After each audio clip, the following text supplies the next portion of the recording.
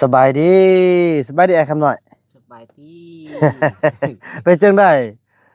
เสียงโลโซเฮานี่น่ะ จ้ะ จากก็ถือว่าไปไสก็ไปก็ยังมาคือเก่าเด้อพี่น้องก็ดีใจนำบอกคำน้อยเนาะไปฮอดไสฮอดดูแปะพะตุ้งโอ้ไก่เนาะจะได้เข้าพุ่นหมดแล้วเนี่ยเขาน่ะหมดละ คุณหมดแล้ว พี่น้องเอ้ยเนาะทักทายสบายดี FC ของบ่าวบ่นำกันเบิดสู่คู่สู่คนพี่น้องบ่ว่าสิอยู่ภายในหรือว่าอยู่ต่างประเทศกันอ่ะก็ถือว่ามื้อนี้เนาะคลิปนี้เป็นคลิปที่บ่าวบ่นำจะได้มาอัดคลิปแจ้ง FC เนาะว่าเป็นหยังบ่าวบ่นำจึงบ่ได้ลงคลิปเป็นอาทิตย์พี่น้องเอ้ยเนาะอันที่หนึ่งอันที่สองพี่น้องเอ้ยจะมาอธิบายพอเห็นคอมเมนต์หลายคอมเมนต์พี่น้องที่ดราม่าเนาะตอนที่อะไรจับโจรนะจับขโมยนะพี่น้องเอ้ยว่าคันมันเฮาเป็นไอ้เฟืองเฮาก็คงบ่อยู่ละ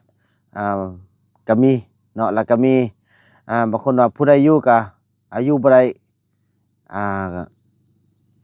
ผู้ใดอยู่ก็หนี้ประมาณนั้นล่ะพี่น้องเอ้ยเนาะ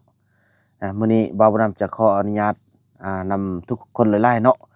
ถ้าว่าผิดพลาดประการใดเนาะบ่าวบ่นำขอโทษขออภัยณที่นี้ก่อนพี่น้องเอ้ยเนาะเบิ่งแล้วอย่าลืมไลค์อย่าลืมแชร์ดันคลิปให้บ่าวบ่นำได้พี่น้องเอ้ยเพราะว่าอ่าก็ถือว่าดร็อปลงฮอดเป็นอาทิตย์กว่าพี่น้องเอ้ยเนาะก็ถือว่าบ่อยากให้เกิดพี่น้องแบบนี้แต่ก็เป็นบทเรียนพี่น้องเป็นบทเรียนให้YouTube มือใหม่เป็นบทเรียนให้ทางผู้ใดที่กำลังสร้าง YouTube พี่น้องเอ้ยเพราะว่าเดี๋ยวนี้กด YouTube มันโอ้โธเคร่งขนาดพี่น้อง11ข้อห้ามพี่น้องเอ้ยเบานํจะเว้าเลยเรื่องโดยเฉพาะก็คือช่องของเบาบ่นำผิดพี่น้องเอ้ยเนาะเริ่มเข้าประเด็นกันเลยคือดังที่ทุกท่านคงจะจำได้เนาะคลิปล่าสุดที่เบาบ่นำได้เอาลงเมื่ออาทิตย์กว่าที่แล้วพี่น้องเอ้ยก็คือคลิปที่เบาบ่นำได้ตั้งกองอยู่ห้วยเมี่ยงแล้วก็ไปนั่งลมน้องจอมน้องมุกบุญรอดพี่น้องเอ้ย3คนเนาะ3คนฉะนั้นแหละพี่น้องเอ้ยเบานำใส่เสื้อชุดนี้นี่แหละสีนี้แหละพี่น้องเอ้ยนั่งเนาะหลายคนอาจจะเห็นเนาะหลังจากมันพิษอยู่นาทีที่17พี่น้องเอ้ยนาทีที่17 5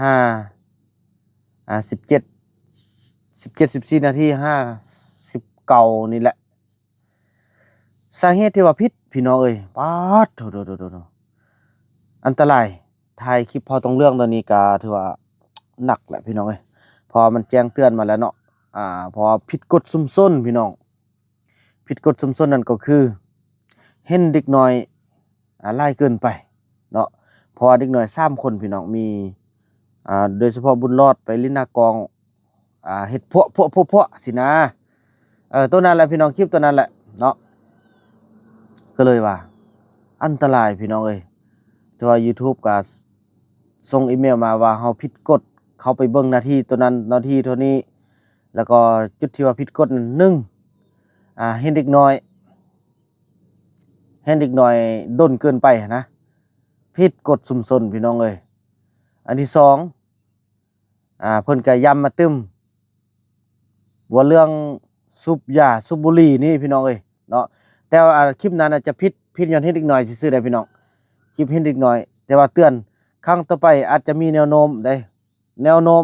อาจจะแนวโน้มร้ายที่สุดก็คือการสูบบุหรี่หั่นถือว่าบ่ให้เห็นเพิ่นกำหนดว่าบ่ให้เห็นฉะนั้นยากเลยพี่น้องถ่ายคลิปต้องเรื่องนี่ยากอีหลีเดี๋ยวนี้นะฉะนั้นแหละบ่าวบ่นำจะเอาช่องน้อยลงพี่น้องช่องใหญ่นี่คนติดตามหลายเท่าใดมันส่งอีเมลมาเด้มันบอกว่าเฮาต้องเป็นตัวอย่างให้กับช่องอื่นๆที่กำลังเติบโต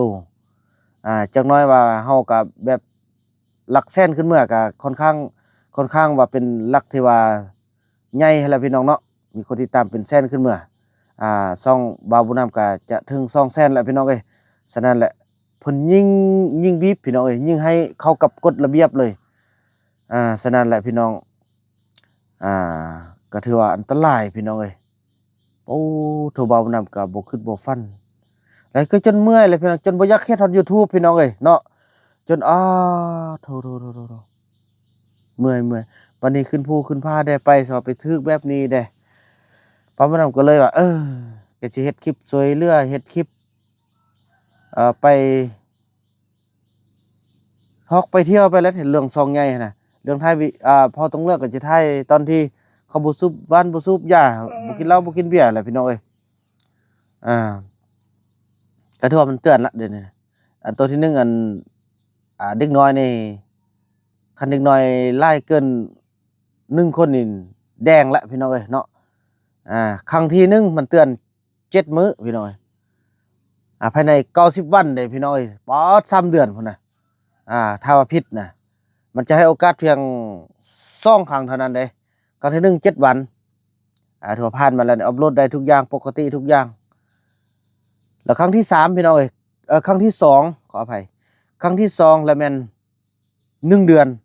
มันจะงดบ่ให้ลงคลิปบ่ให้ลงบ่ขึ้นไว้หยังต่างนะมีแต่เบิ่งใดซื่อนะคอมเมนต์เท่าใดตอบคอมเมนต์เก่าหั่นน่ะแต่อัปโหลดคลิปยังบ่ได้พี่น้องครั้งที่3ถือว่ายังผิดตึมถือว่าซองจะบินเลยพี่น้องบ่มีเลยบ่มีซองเลยเนาะภายใน3เดือนพี่น้องเอ้ยป๊าดเถือซ้ำกับเข้าคุกเลยพี่น้องเอ้ย3เดือนนี่บ่ให้ผิดซ้ำสมมุติสุดนี้เนี่ยบ่นำบ่ผิดแล้วเนาะภายในอยู่ไปฮอด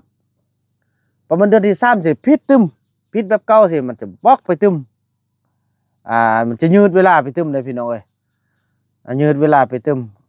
ครั้งที่2 1เดือนไปคัดปิดตึมเรียบร้อยพี่น้องเอ้ยฉะนั้นแหละบ่าวรำก็จึง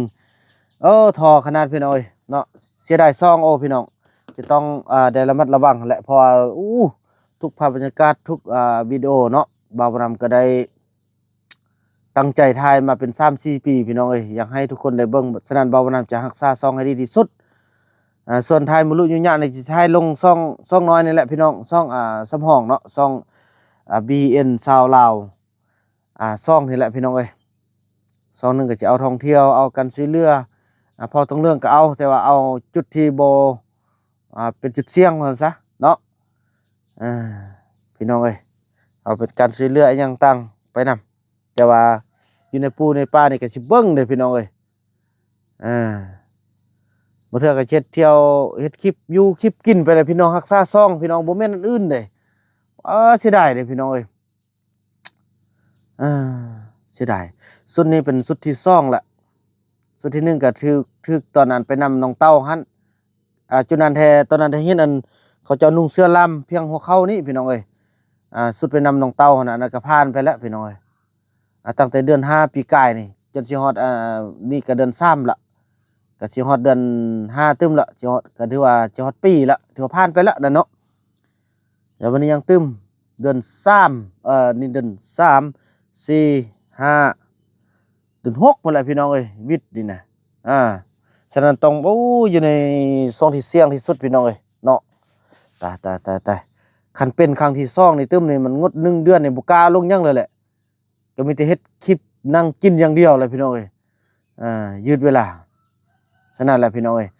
มีสตินำกันเรื่องช่อง YouTube บ่แม่นเรื่องง่ายๆพี่น้องเดี๋ยวอาจจะมีกฎมันยังได้เดี๋ยวบ่มานำจะบอกในคลิปต่อไปเนาะประเด็นที่1ถือว่าผ่านไปแล้วพี่น้องเอ้ยประเด็นที่2พี่น้องเอ้ยเนาะ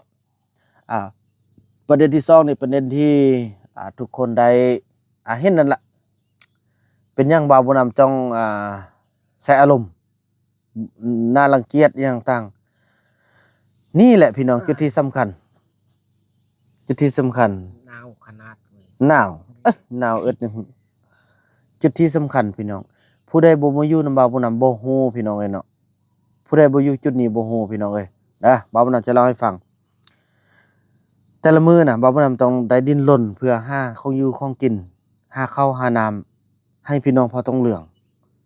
ให้ทุกคนที่บ่าวบ่นำดูแลนับแต่เมียลูกเมียไอ้เฟื่องทุกคนอันแต่ละมื้อได้อันนี้เวียกงานแต่ละมื้อต้องให้ได้อยู่ได้กินเจ็บเป็นเกียมให้ได้มีเงินปิ่นปัวให้ได้ไปโรงหมอแหน่บ่มีเสื้อผ้าคนควายทางใดพอจะช่วยกันได้ก็ช่วยซ้ำนี้ก็ต้องแห้งแล้วพี่น้อง บ่จักจะเกี่ยมข้าวให้จุอยู่ป่ามากินเนี่ยเดี๋ยวนี้เขาก็ยังเหลือเท่าใดหนึงน้อยเดียวหนึงนะก็ถือว่าดีอกดีใจทางอ่ามีทางทีมงานอยู่ทางบ่อแตนเนาะอยู่ทางบ่อแตนนั่นแหละพี่น้องบ้านบ่อซานพ่อบุญหลายเนาะมาให้อันที่หนึ่งต่อมาคนที่บ่าวบุญนำได้ดูแลน่ะแม่นแต่คนบ่มีการศึกษาคือแนวนี้นี่แหละกินเหล้านี่บ่ฮู้หยังกินเหล้านี่เอาจิจีตบจีตี้เอาจิหายจิด่าจีหน้าจีตาเฮาเว้าด่าเฮาคือหมู่คือม้านี่อ่าอันนี้ให้คิดเอาผู้ใดบ่อยู่จุดนี้บ่ฮู้ต่อมาว่าเรื่องไอ้เฟืองบางคนว่าถ้าเป็นเฮานะเฮาบ่อยู่แล้วเฮานี่แล้วสมองให้คิดดีๆก่อนจะเว้าคำว่าไอ้เฟืองนะก็บ่แม่นบ่าวผู้นำไรนี่เด้บ่แม่นเพราะต้องเลือกไรนี้เจ้าหน้าที่มาเฮ็ดบนบันทึกให้นี่แล้วก็ยังบ่อยากนี่จนมีบทบันทึกจังซั่นแหละบ่นี้ก็จำเป็นนี่ไปอยู่ในแว่นก็ยังลัดเอามาทางป่าลัดมาคือเก่านะก็แสดงว่ามันอยู่ไสมันจะดีทออยู่นี้แม่นอยู่บ่าวบ่นำหายแม่นอยู่บ่าวบ่นำเว้าแต่การบริหารบางอย่างพื้นฐานนี่บ่าวบ่นำต้องเฮ็ดได้เขาจึงอยู่ได้คือพอต้องเลืองสิก็บ่แม่นว่าบ่าวบ่นำว่าเสียใจที่เขาเจ้าไปเด้มันเป็นแผนของบ่าวบ่นำนี่แหละให้เขาไปอยู่เองอยู่ป่าน่ะเปไปของกินน่ะเขากินน่ะเปไปอยู่นี้ส่วนเขาเฮ็ดหยังเขาก็บ่เฮ็ดเด้กินแล้วก็นอนกินแล้วก็นอนออกตลาดมื้อละล้านปลายถ้ามาครบตอนนี้แท้น้องเต้าแท้บอกอีพ่ออีแม่เลยว่าสู้เด้อลูกก็บ่มีเงินเด้เว้าจังซี่เด้อพี่น้องไปรถไปกินเพราะว่าอย่างที่ผ่านมาเฮาได้ผลิตยาพื้นเมืองเฮาได้ขายก็พอมีเงินค้ำสู้กันได้อันนี้มันบ่มีอันจังซี่นั่นแหละพอแต่มีแต่เข้าไว้ให้เขาเจ้ามาไปกินอยู่ป่าหมดแล้วเขาเจ้ามาอย่างน้อยให้เขาฮู้ว่าอยู่ที่นี่คือบ้านของเขาคือคำน้อยนี่แหละไปจักกี่มื้อไปจักกี่วันเหรอจะจักกี่เดือนสุดท้ายก็มาคือเก่าไปๆมาๆวิถีชีวิตของเขานั่นนี่แหละอย่างน้อยเฮาสร้างจุดนี้ให้เป็นบ้านของเขาเอาเขาฮู้ว่าไปไสก็ยังอยู่นี่เป็นบ้านของเขาคือเมื่อก่อนไปพุ่นไปพี่3-4 ปีจึงมาฮอดจุดเก่าบ่ฮู้จุดยืนบ่มีจุดยืนของตัวเองบัดนี้ไอ้เฟืองบวงไอ้เฟืองบัดนี้จีเว้าให้ฟังพี่น้องเอ้ยคือบ่าวบ่นำบ่หายว่าจังใด1ซ่อนขับรถเป็นหมดทุกอย่างแต่เว้าบ่ฟังขี่รถให้ระมัดระวังแด่บ่เคยฟังขี่รถถ้อยบ่าวบ่นำบอกซ่อนแล้วว่าอย่าสุไปเร่งใส่รถถ้อยใส่เกียร์ถ้อยน่ะจะมีแต่คุมขาดหันกับเบรกคันเท่านั้นบ่ต้องเร่งบ่เป็นหยังบ่เป็นหยังขี่ไปออกรถจ้าจัดเร่งปื้อๆเห็นบ่เดี๋ยวนี้ท้ายก็โป๊ดนี่ท้ายก็โป๊ดยุบมาหน่อยนึงสอนขี่รถให้ระมัดระวังเข้าสิเข้าบันไดน่ะเบิ่งต้นไม้ต้นตอกเบิ่งฮอเบิ่งเฮือนเบิ่งอีหยังต่างแด่บ่เป็นหยังบ่ต้องไปซ่อนบาดสุดท้ายทางหน้ากับมุ่นเดี๋ยวนี้เอ้ยแตกปึ๊ดโกบน่ะทางหน้าน่ะไปลักเอากาวไฟน่ะกาวกาสร้างน่ะมายอดติดยันบ่าวบุญนำเห็นโพงบ่าวบุญนำก็ไปเว้าเลยพี่น้องเอ้ยแม่นอยู่รถลาวบ่าวบุญนำซื้อให้ลาวแต่ว่าตอนนี้น่ะงวดรถทุกเดือนน่ะแม่นบ่าวบุญนำจ่ายบ่าวบุญนำต้องได้เว้าเลยพี่น้องเอ้ยลาวมีรถขี่ละลานะเรายังรักษาบ่ได้น่ะบ่าวผู้นำน่ะแต่ละเดือนน่ะต้องได้ซอกเงินเพื่อจะมาจ่ายค่างวดรถเราเดือนละ3 ล้านปลายพี่น้องเอ้ยถึกเท่าใด6 5 36 36ถึกเดือนละ 6,000 บาทหลายเด้พี่น้องบ่แม่นน้อยใดนะฉะนั้นแหละบ่าวผู้นำต้อง คันบ่อยู่ในการดูแลบ่าวบุญนำบ่ให้บ่าวบุญนำเป็นภาระนี่โอ้ยอมขี้มาพูดอมขี้มาพูดซะนะบ่าวบุญนำก็บ่เครียดดอกว่าเขาหมดเด้อันนี้ทุกอย่างการกินนับแต่เกลือแป้งนัวเม็ดนึงนะพี่น้องขึ้นมาน่ะเฮาเป็นผู้ดูแลงดรถเฮาเป็นผู้เบิ่งทุกอย่างอันที่หนึ่งเนาะพี่น้องให้เข้าใจบ่าวบุญนำได้อันที่สองพี่น้องว่าเรื่องไล่โจรมื้อนั้นนะว่าเรื่องไล่โจรมื้อนั้นพี่น้องเอ้ยอดทนฟังกันหน่อยนึงพี่น้องเว้าแล้วบ่าวบุญนำจะบ่มีเวลาที่ว่าจะต้องได้มาเว้าอธิบายให้ทุกคนได้ฟังแบบนี้ไล่เว้าไปไล่มันแห้งใจร้อนบ่าวบุญนำเป็นคนใจร้อนเด้อพี่น้องคันว่าคือว่าเนี่ยเพราะเฮามันมีหน้าที่รับผิดชอบหลายอย่างบ่จักจะเป็นทางด้านกฎหมายบ่จักจะเป็นทางด้านคนอีสานยันลื่นทุกอย่างพี่น้องเอ้ยมาสมทบอยู่นี่ฉะนั้นแหละเดี๋ยวคลิปต่อไปบ่าวน่าจะเว้าต่อแต่นี่เขาจะเว้าตึ้มเว้าเรื่องขโมยมื้อนั้นเพราะว่ามันมีเมทัลเพชรเนาะ เขาจะมาลักหลายเทื่อละบ่าวนำได้ตั้งไว้แล้วมื้อนั้นน่ะบ่าวนำได้บอกแล้วว่า1รถอยู่นี้รถจักรนะรถมอเตอร์ไซค์ไปไว้อยู่ลุ่มพุ่นแล้วเป็นกองล่างเราหั่นเกียมน้ำมันเกียมมันยังหมดแล้วถ้ามีโจรมานะหรือว่ายังเจ้าขี่รถไล่เขาเด้ออันที่1อันที่2โทรบอกค่อย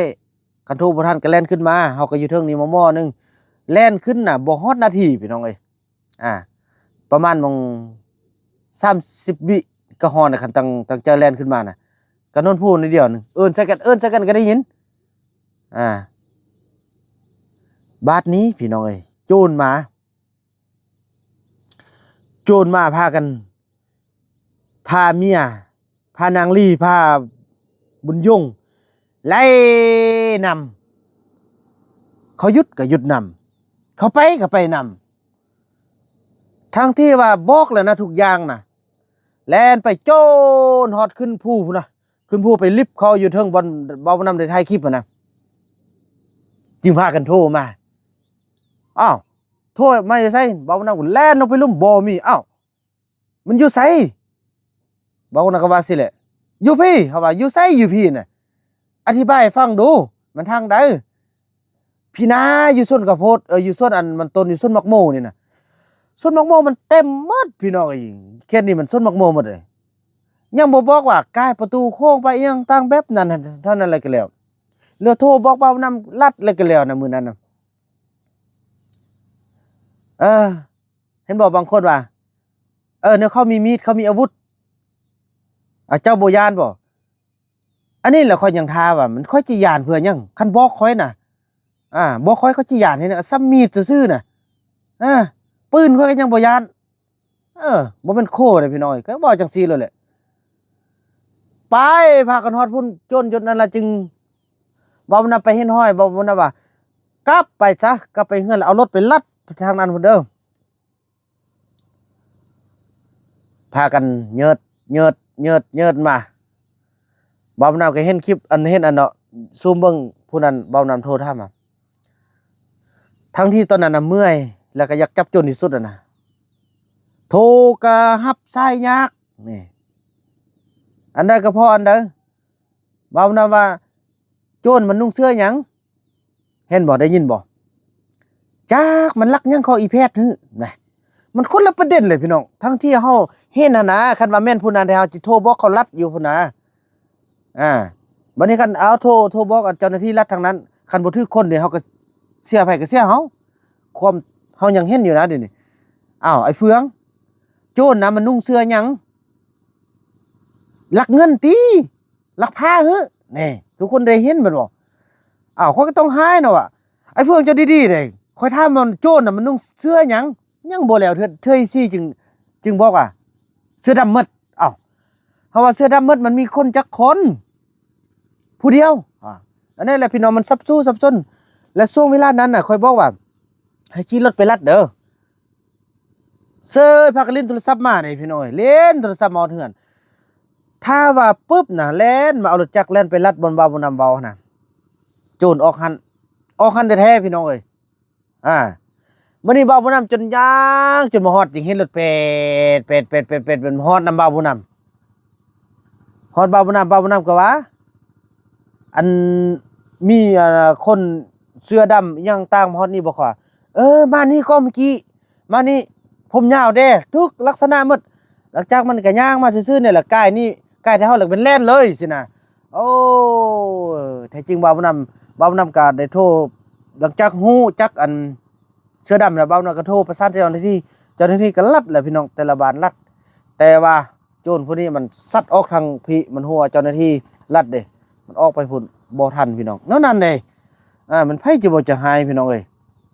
เบานำได้วางแผนได้บอกหมดแล้วบ่สุดท้ายมาบ่เฮ็ดหยังอันนี้แหละพี่น้องเอ้ยโอ้ยตายเห็นบ่เบาบ่นำได้เอาเงินให้ล้านหนึงถ้าไปอันนั้นพี่น้องเป็นไข้ต้มยากินก็บ่ดีไปเบิ่งหมอว่าเอาคนลงอยู่ต้นมะคอที่ว่าหักตอนที่เบาบ่นำจะไปพบตอนนั้นน่ะเบาบ่นำเอาเงินล้านหนึงให้ไป2 มื้อหมดพี่น้องเอ้ยหมดบ่มีเงินกลับเบาบ่นำโอ้บ่มีเงินได้เงินเป็นล้านเฮารถจักรไปก็บ่ไปเอารถยางไปเราก็บ่กล้าดีแต่บ่ไปรถปีนขับรถก็บ่แซกว่าสิไปทางใหญ่จ้างรถไปให้เราไปเราก็บ่กล้าไปแต่ว่าบ่าวนำให้ไปเด้ไปรถถ้าว่ามั่นใจตัวเองพอนะค่อยบ่มีอันสิซ่อนเจ้าแหละพอค่อยซ่อนทุกอย่างคันเจ้าเฮ็ดตามที่ค่อยซ่อนก็โอเคแหละเจ้าไปรถบ่าวนำก็ว่าจังซี่แหละไปบัดนี้เงินหมดโทรมาโอ้เงินหมดเฮ็ดแนวใดน้องเอาเฮ็ดแนวใดเงินก็ให้เจ้าตั้งล้านหนึงไป2มือบ่กุมเขาห้ามแต่มื้อละแสนป้าย2แสนนึงได้ขอให้เจ้าไปนั่นก็สิเฮ็ดหยังแท้ว่าจามเป็นไปโลเปมาคอพี่น้องเอ้ยไปมาคอมาค่ายได้เงิน3แสน2มือผู้ใดไปเก็บเปคอมาค่ายโลละ20,000มาค่ายแล้วจึงขี่รถจ้างมาอีกตึมนั่นเลยพี่น้องเอ้ยจังซั่นแล้วพี่น้องเนาะคลิปนี้บ่าวนำขออนุญาตจบคลิปกันเพียงส่ำนี้ก่อนเด้อแล้วก็พบกันใหม่ในคลิปต่อไปพี่น้องคลิปนี้อายคำน้อยขอกล่าวคำว่าสบายดีพี่น้องเอ้ยเนาะ